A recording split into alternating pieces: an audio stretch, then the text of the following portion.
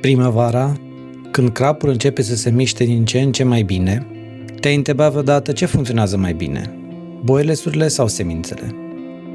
A fost o întrebare care ne-a stat și nouă în minte, doar că, de data asta, lucrurile au fost puțin diferite. Participanții au venit pentru o partidă obișnuită, fără să știe ce urmează. Iar de la început, fiecare echipă a fost nevoită să pescuiască într-un mod pe care nu și l-a ales. 3 zile, 2 echipe, 2 strategii complet opuse și un rezultat pe care nimeni nu îl putea anticipa. Valentin, ce faci? Salut! Ce să fac? Pregătesc barca. Foarte bine. Șmecherie, nu mai dai la pompă. Suntem la pescuit pe o balastieră nou deschisă, încă nu chiar, dar noi să facem o partidă de test și eu m-am gândit la un concurs. Suntem pe 2 standuri, din ce am văzut nu mai nimeni pe baltă, numai noi, primăvara. Și întrebarea este, voi pe ce ați merge primăvara?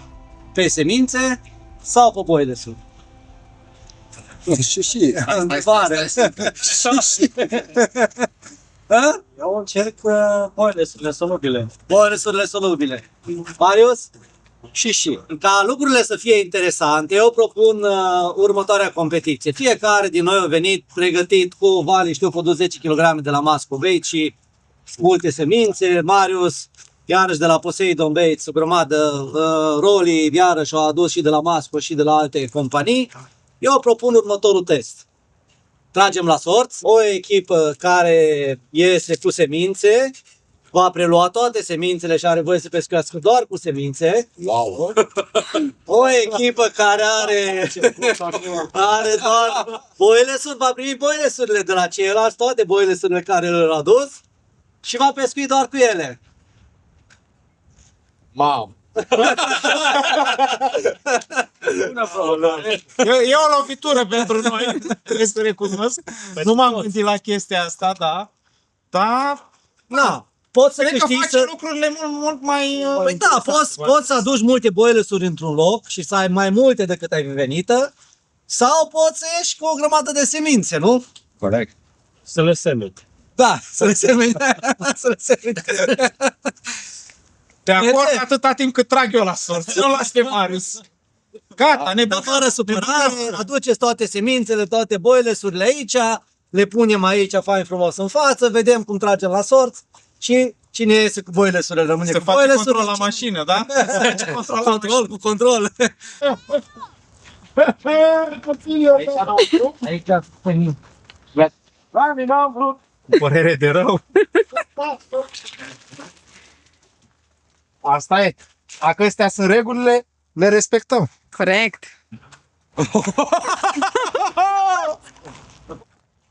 Răzbunarea va fi crâncenă. Mă, dar poți să tragi boilesuri. Da, poți. Dar cine zice că semințele nu pot câștiga? Corect. Asta e wow. Noi am pescuit, eu cel puțin am pescuit acum și cu semințe și cu bonus, știi? Dar ideea e că le scoți în ecuație pe celelalte. Da, clar. Aia e tot treaba, tu le amesteci de obicei, știi? Da. Și așa vezi și exact care, bă, ăla sau nu. Sincer, eu boiles. Boiles ai preferat. Da, bun, hai să vedem ce ai tras. Da. Boiles! Și hai să vedem dacă... În anul 2026, Semințe, boiles, da. Luați și voi eticheta voastră. Ce să face cu el? Presupun că ne dau niște semințe soronței. Da. Regulile jocului sunt în felul următor. Avem voie să pescuim, lansat, plantat, cum considerați voi de cuvință, în mod evident, un singur cârlig. Aveți voie să nădiți cât considerați de cuvință, dar doar cu nada care v-a fost alocată, boiles respectiv semințe. Aveți voie la cârlig să puneți ce vreți voi. Mușchii noștri. Ce considerați, iarăși, dacă vreți boiles, puteți să puneți boiles la cârlig, pentru că, în esență, testul nostru constă în nadă, nu momeala de cârlig. La momeala de cârlig puteți pune și pop-up, orice considerați de cuvință. Dacă vreți, puteți să puneți o alună tigrată, un porumb. Mulțumim frumos de sfaturi, da. Da. Așa, va fi un concurs bazat pe cantitate. sfârșitul celor 3 zile de concurs vom determina câștigătorul. Câștigătorul va primi un roadpod echipat complet de la Zfish. Și restul de Roadmaster, bile. nu? Și restul de bile. de trecut. Și restul de bile. Roadmaster. Și restul de bile. Exact. Ce se întâmplă dacă la finalul concursului ambele echipe sunt la egalitate? Restul În de cazul bile în și care- restul de sămânță. În cazul în care ambele echipe sunt la egalitate, se ia în considerare cel mai mare pește. Dacă există egalitate, ceea ce m-aș mira, Și la cel mai și mare. la cel mai mare pește, atunci se va merge la al doilea cel mai mare pește. Echipa influencerilor Valentin cu Marius, Da.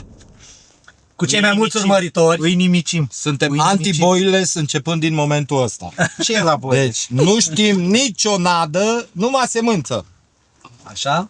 Și echipa pescarilor cu experiență de competiție. Avem aici 2 reprezentanți participant la campionatele naționale de pescuit la crap, acum multă vreme cei drept, și un alt organizator de competiții de pescuit.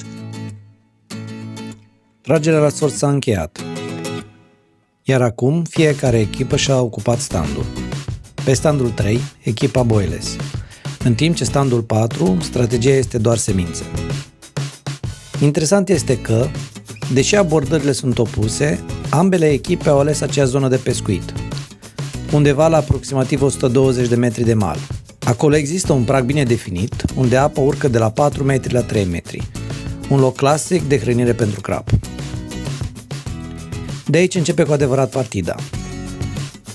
Dar hai să vedem cum a gândit fiecare echipă strategia pentru următoarele zile. Deci care e strategia, băieți?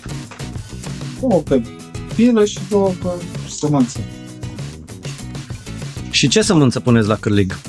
Păi o să avem flotanta aia, sigur. Și o să avem malună, tot așa, ajutată un pic. Părerea mea este că pe lacul ăsta nu sunt mulți pești mici, Da, este albitură, caras, așa și mai albitură, departe, nu e. da. însă mixul de semințe pe care l-am pregătit, alună tigrată, porumb dat prin crusher, rapiță, da? Ne vor ține peștii pe vad și cred că vom avea șanse reale în concursul ăsta. O să știi că și eu sunt de acord și mai ales primăvara, din punctul meu de vedere, crapului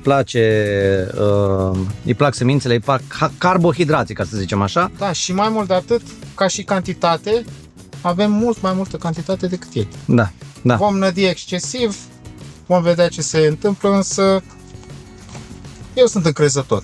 Găsit, Marius. Am găsit la 110-118 metri, am găsit un prag care urcă Și o să punem 2 monturi pe cădere și 2 sus pe platou. cu semințe, zic că au șanse bune. Depinde cum răspunde peștele pe vremea asta. Ei zic că au semințe mici, trecute prin crusher, că o să vă arate vouă cu boilesurile, că vă ține pește ocupați. Pește să fie ocupat stând la noi pe stand. Am înțeles. David, ce zici? Eu am vrut boilesurile, mă bucur că am tras boilesurile, având în vedere că am mai fost la pescuit cu balta asta și chiar la boiles am avut rezultate. Cum v-ați decis? Ați făcut o strategie? Cum să nădiți? Ce să faceți? Păi, în prima fază ar trebui să nădim cu sălubile, că lucrează și să fie atracție mai rapidă în primul rând. Și după aia, ca să ținem peștii pe pat de nadă, boile surtare. La cârlig, David, v-ați decis? Încep cu 22 solubile Da. la un cârlig, iar la celălalt cu o critică mică, ca să vedem la care răspunde mai repede și în funcție din asta, cum o zic și colegul, o să schimbăm de la solubile la tare sau vedem cum o să ne răspundă peștii. După ce și-au poziționat lansetele și au pus totul la punct în stand, peștii nu s-au lăsat așteptați. N-a trecut nici măcar o oră și vine prima prezentare. Startul de echipa Boilers. Primul drill? Primul drill, după o oră, v-ați plantat. Mare! fraier. Sper să-l scoată.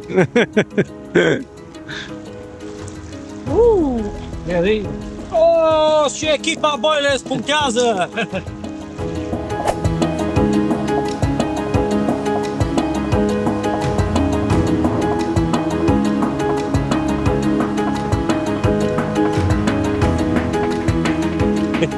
Echipa Boiles punctează din nou.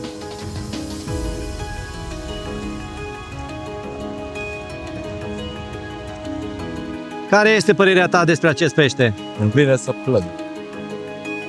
Al doilea pește, pe bile. Deocamdată noi stăm zero fără nicio trăsătură pe semință. Bine că port ochelari, că nu se poate citi în ochii mei admirația față de echipa adversă. Tele numărul 2, tot la o critică. Mascovei. Te simți amenințat? Nu. Epa! Bun! Epa! Bine, bă! Băieții! Bine, bă! Bine, sămânța!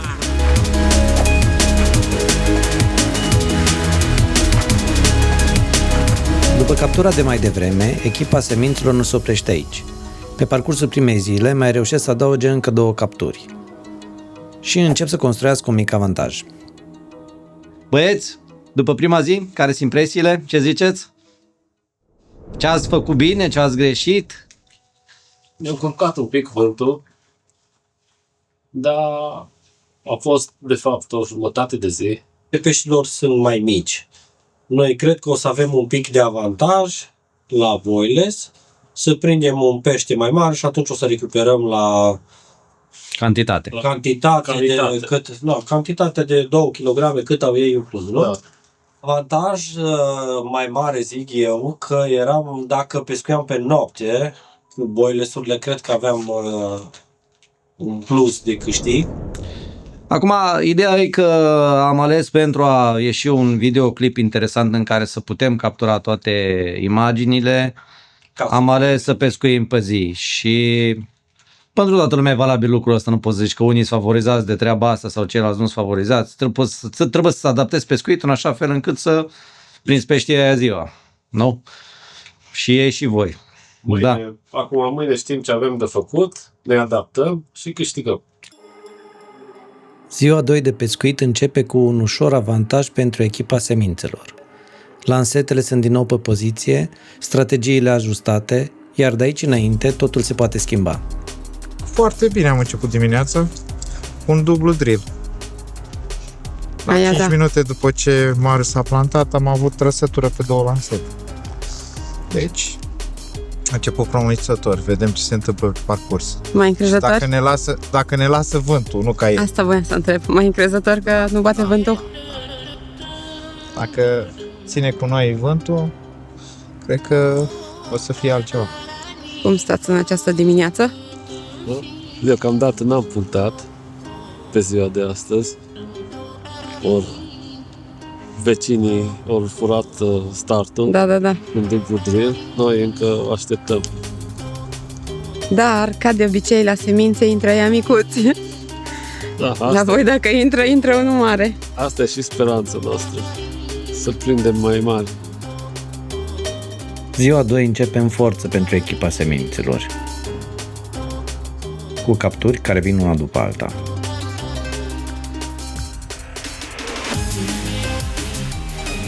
Un dublu drill, 2 pești frumoși.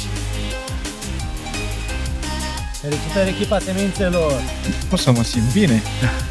Numai ce a plantat mare și într-un minut am avut trăsături. Am văzut, nu m-au lăsat montura și a plecat.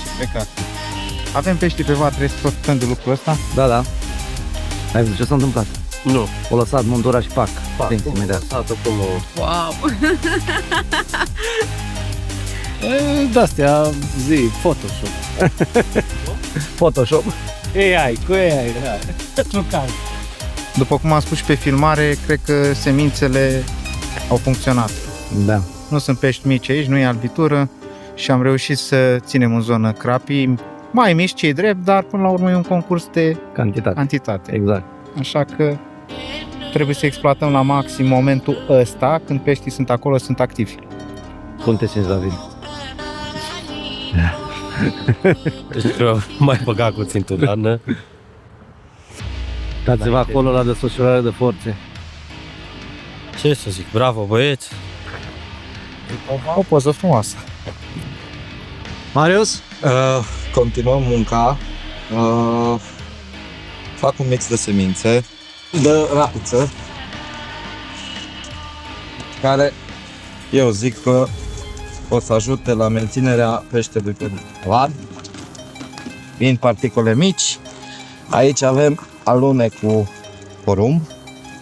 Și astea sunt trecute prin crusher, din ce am observat. Da. Sparte Da. foarte bine. Și suplimentăm cu un pic de porumb fiert la cuctă, după cum se vede, foarte ușor digerabil. Echipa boilesurilor punctează o singură dată în ziua 2. Un moment izolat, într-o zi dominată de semințe. Sfârșitul celei de-a doua zile vă află detașat în frunte. Păreri? Cred că a contat foarte mult momentul de dimineață. Am știut să exploatăm o perioadă în care peștii s-au hrănit foarte, foarte bine. Ce ați folosit la cârlig? La cârlig am folosit pop-up pe 2 lansete și critică cu un capac de pop-up pe celelalte 2, pe care le-am alternat. Am interpus Da, pe prag. Am avut 2 lansete pe extremitate, nu? Una sus pe prag, una jos, iar una sus pe prag și iar una jos în extremitatea cealaltă. Așteptăm ziua de mâine. Dacă lucrurile vor decurge în aceeași manieră ca în ziua de astăzi, știm ce avem de făcut. Majoră sau minoră, depinde cum vede fiecare trebuie. Acum e drept că încercăm și să ne căutăm scuze, dar adevărul e că o influență a avut și faptul că în stânga noastră, noi fiind, să precizăm, am fost 2 standuri pe toată Balta ocupate. Adică standurile noastre, 3 și 4. 3 și 4 au fost singurele care au fost ocupate, oarecum la mijlocul lacului.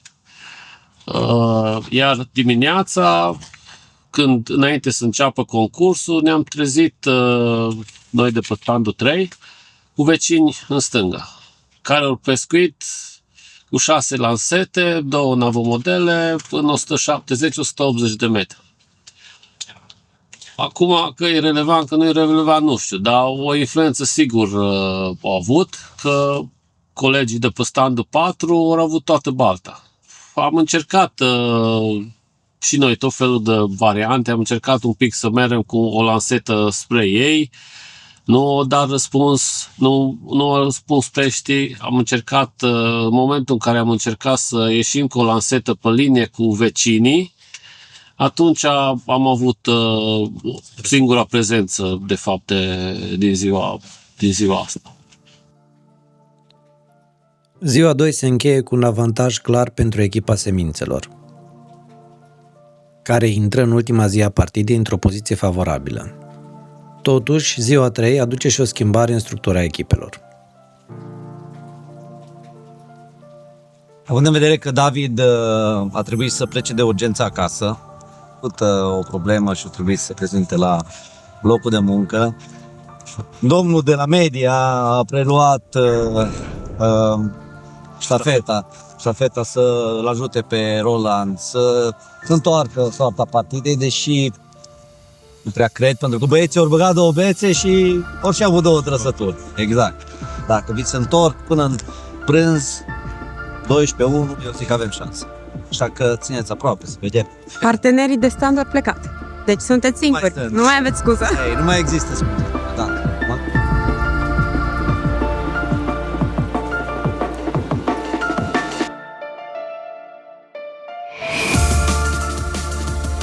trăsătură, un ram frumos. A plecat foarte hotărât.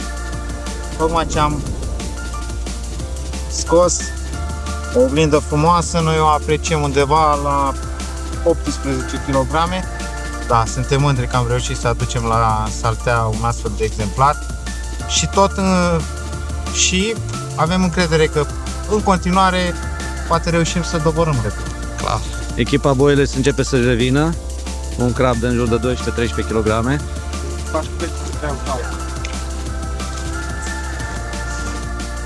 Unde e feciorul? Hai să vezi bilă curată. Al doilea pește. Al treilea, de fapt, dar unul l-am scăpat. Da. După ajustările făcute în strategie, echipa Boilesurilor începe să lege capturile tot mai bine și intră într-un ritm care îi readuce la luptă.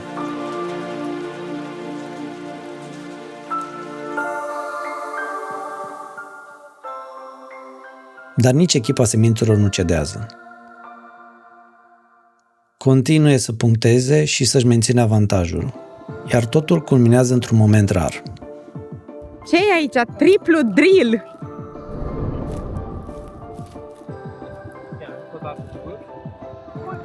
Ești nebun! S-au activat, mă, toți pești. 13.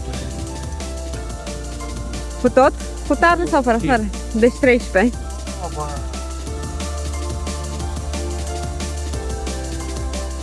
Băieți, Mi-e frică. Ai oarecare emoție, da, N-a făcut așa. n-am avut triplu drill, chiar nu am avut. Să încep lucrurile să se lege, Roli, repede îi dăm drumul și sperăm că recuperăm. Care a fost cel mai mare pe care l-ați prins voi? 18. 18? Bine, dar în afara concursului, așa, nu. Și în timpul concursului? 17 jumătate. 9 jumate. Da, asta e și 17 de 26. Bă, dar aproape, mă, e strâns rău. Băieți, partida s-a finalizat. Nu s-a finalizat. Concursul s-a finalizat, da? Nu o să mai pune acest pește, pentru că e deja în afara concursului. Părerile voastre despre ceea ce s-a întâmplat. Croli, ce zici? A fost un pic dezechilibrat, Așa? dar frumos. Palpitant pe locuri și plin de emoție. În emoție, exact.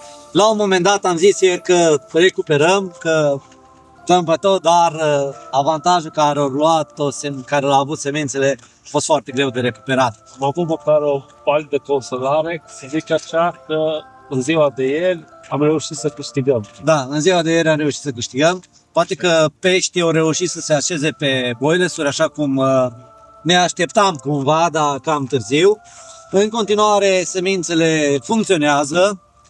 Vali? Corect, așa cum am apreciat încă de la începutul partidei, semințele ne-au ajutat să ținem pește pentru o perioadă îndelungată pe pat. Închidem partida cu acest crab frumos. Țin să menționez că echipa semințe a fost la conducere cu o cantitate totală de 292 de kilograme. Colegii din echipa Boiles cu o cantitate de 172 de kilograme. Până la urmă, a fost un concurs amical, ne bucurăm că am putut fi prezenți. Mulțumim pentru vizionare, nu uitați să vă abonați, dați un like și Roli și un follow. Și Roli, noi măcar am rămas cu boilesurile. Eu am rămas cu un rodpod, noi măcar avem niște boilesuri. Felicitări băieți! Mulțumim pentru vizionare, salutări! După ce competiția s-a încheiat, am mai rămas pe baltă pentru încă o noapte liniștită, fără miză, fără presiune. Dar dimineața plecării ne-a pregătit un ultim moment special. Marius reușește un crab comun de 24 de kilograme. Un pește cu atât mai special cu cât reprezintă și record personal. Pește prins la Boiles pe un pat de semințe. Ne-am bucurat cu toți alături de el pentru această reușită. Felicitări, Marius, și la mai mare!